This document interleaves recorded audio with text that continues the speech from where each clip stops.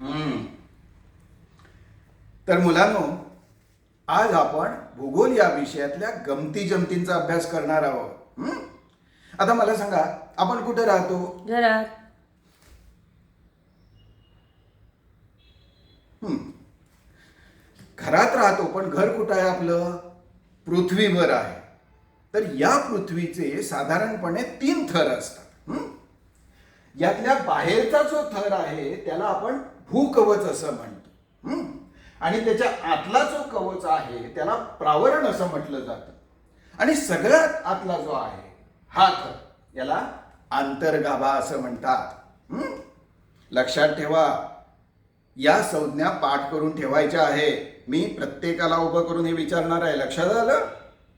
आणि समजा कोणाला वाटत असेल ना की बा भूगोल हा विषय अतिशय कठीण आहे, अवघड आहे, कंटाळवाणा आहे, मला तो आवडत नाही, तर संध्याकाळी शाळा सुटल्यानंतर मला त्यानं भेटायचं आहे. मी तुम्हाला व्यवस्थित समजावून सांगेन. लक्षात आलं?